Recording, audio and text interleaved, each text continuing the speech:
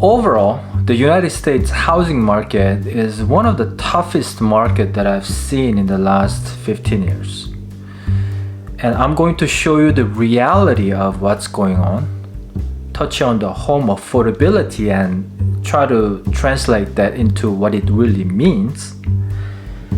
And I'll have some plan of action that might help you to get into home ownership if possible. By the way, welcome back to Shawn Realty Podcast. My name is Shawn Yu, and I'm gonna give a simple math like a 100 home situation. Let's say if there are 100 homes that's going to be sold or sell, last so many years, about 20 of those homes were bought by the large investors and small investors. The divider is kind of gray area. They may appear as a small investors, but apparently there are some of the small investors were just the LLC created by a large investor. Sort of like a tricky situation, but that's not the important point here. And then about 80 homes were bought by just primary occupying regular people, just they're buying their own house to live in. Now, the home affordability, if it says 100, that means median price homes can be bought by median income earner. So that's 100. Right now it's below 100. It's close to 95 or 90-ish right now because of the high interest rate. So when the home affordability goes down, people who can afford the median price home, the number of people who can afford the median price home shrinks.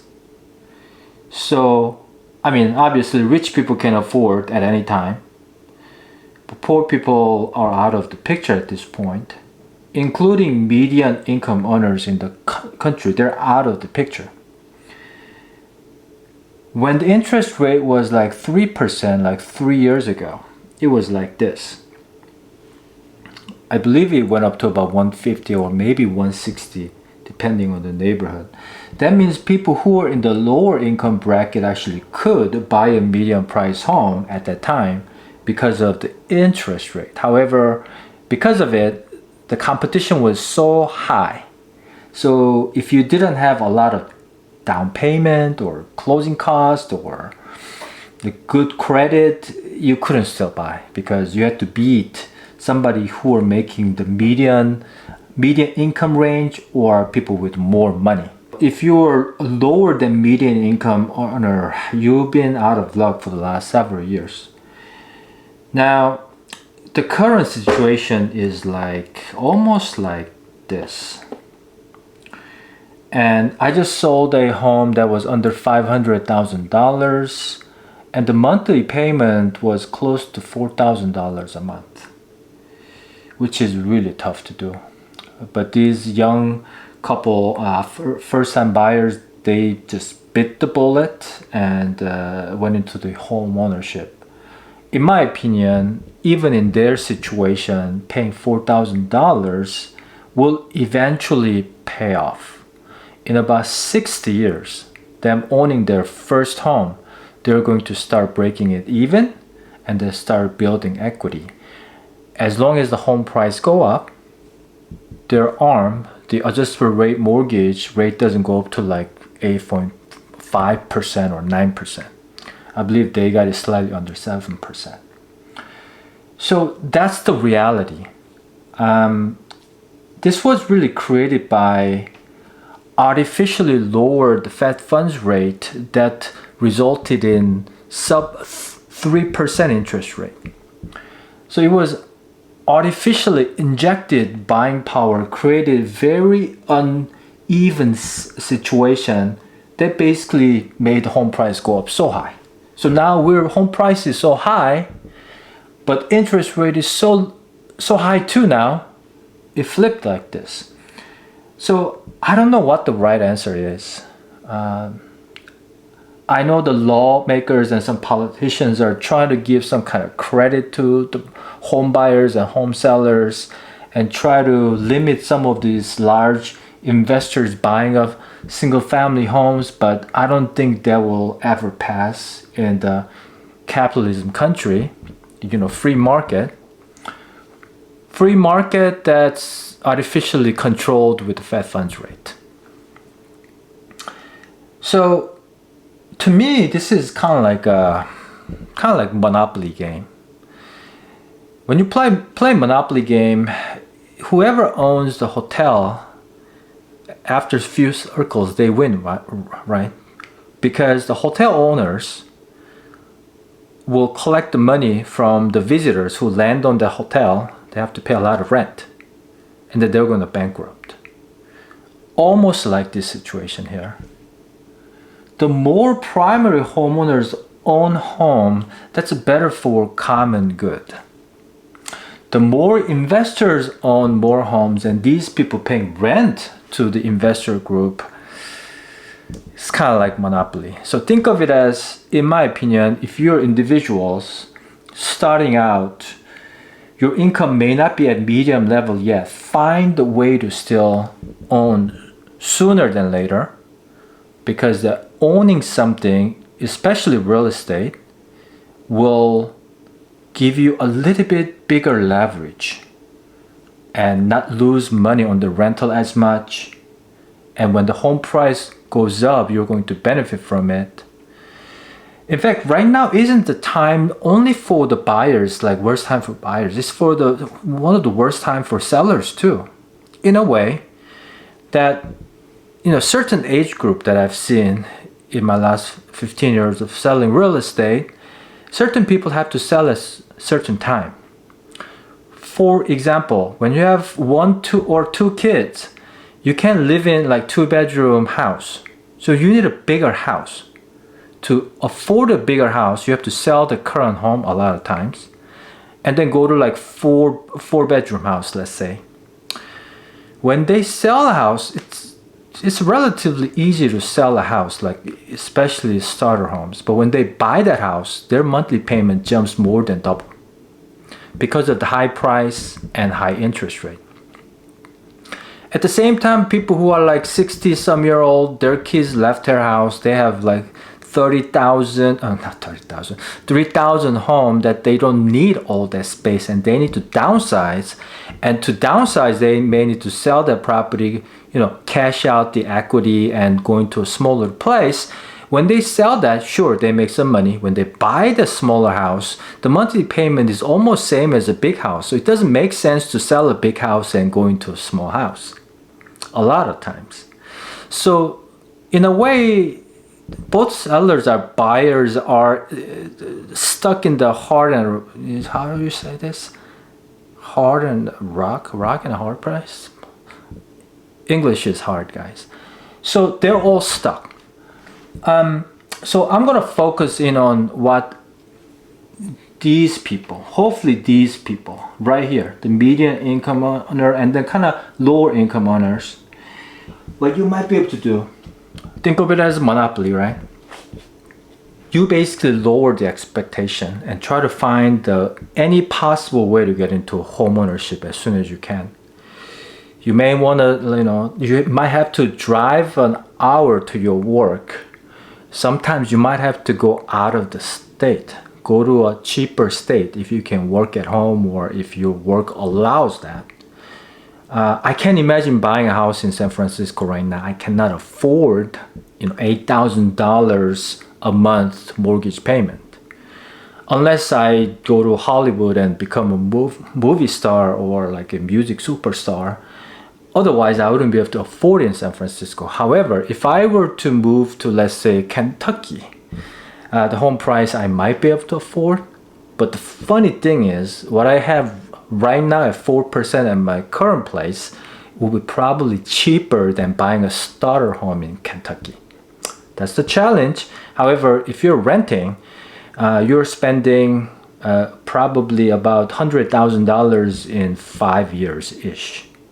So willing to drive out, willing to move out of the big city, go to suburb, go to rural, go to like a rural area where you can get like USDA 100 financing loans or go out of state, you get the point, right? and find something that is not as appealing, some like fixer homes. Fixer homes, some of the lighter fixer homes you can actually live in. Think of it as like renting a sort of like crappy place. But what you can do is when you save up some money, you can maybe put a new flooring, maybe put some new appliances next year. But you are going to start own that place and building equity and start paying the rent. And paying the rent is almost like bleeding cash. The next idea is go to smaller place. If you've been looking for 4-bedroom through 3-bathroom, maybe go to 3-bedroom and 2.5, maybe 2 baths. Lower your expectation on the size and the feature of homes. If you've been thinking about 0.2 acres backyard, maybe going to a 0.1 acre and find a place like right next to a playground or something like that for your kids. That might be a good idea. The other thing that you might be able to do is ask for sellers' incentives. Ask the seller to pay for your closing cost and have them agree to do some repairs too. If seller's motivated, if you're not in a multiple offer situation, you might be surprised to find out how much of the credit you might be able to get. The other subtopic is that if you get into multiple offer situation, just have your highest budget set in mind and don't go over that, because that's what right now San Francisco homeowners are dealing with. I made another video about it. They are typically losing about $155,000 to get out of the house that they bought in 2021 because they overpaid. Now, when you move out of other state, like this could be a bad example. Let's say if you move to Florida, Tampa or Miami, hot city about a year ago, their insurance cost is like $6,000, $7,000, $8,000 a year. So watch out for high insurance costs before you decide to move out that way. Property tax too. Like for example, in the Portland Metro, in Multnomah County, property taxes are much higher. And I see some homes they're not selling because of the high property taxes. So know where you're going and combine homeowners insurance, property taxes, and homeowners association fee all combined. That should be your monthly payment. I feel like, some days I feel like I'm a broken record here because I say the same thing over and over in different videos, but I do it because it's important. Now, the other hot topic is the realtor's commission lawsuit that just settled. So what it does is really it makes harder for the buyers to buy, because now they're kind of sort of like restricting what seller can pay toward the buyer's agent. Well, this is a whole other topic, but bottom line is because of the settlement, home buying is going to be tougher. I just want to point that out. So in a sense, in the monopoly game, home buyers, you as a player, it got tougher to win in the monopoly game in a sense. You either have to have more money to pay your buyer's own commission or something like that. So I think of it as a monopoly. Owning something is a good thing. Why do you think that they made that game? I haven't played the Robert Kiyosaki's the money game, I think. I'm guessing that's very similar to Monopoly. I haven't played it yet. But why do you think that there's that game like that? So you don't have to be super rich to own a home. If you are making median income, you might be able to squeeze something in. Oh, the other thing that I talk about is find a roommate or buy with a friend. I made another video about that too. To get you at least 50% of the equity building rather than renting. So I hope this makes sense. We touched on what's going on in reality. Home affordability is right now like this. it's like close to 90. So it's people with more money can afford, but people with like median income cannot afford the median price home in many of the cities, most of the cities actually.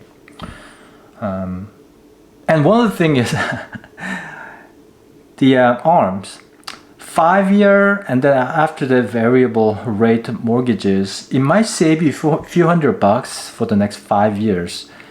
But just know the danger of if the rate goes up or if the price goes down that you cannot refinance, you can be in trouble.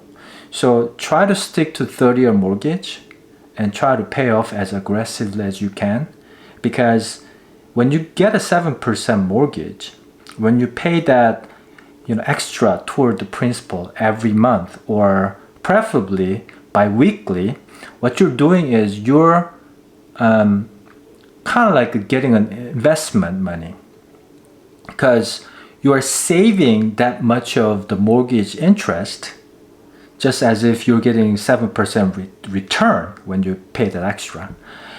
So these are some of the things. I hope these tips can help you to at least get fired up about home ownership and think of it as a game. I want you to win, because you watched this video so far until now. And if you like this video, please hit the like button and share with your kids, your friends, and your relatives so they can win too. And I thank you so much for your support, and I will see you on the next video. Have a great day.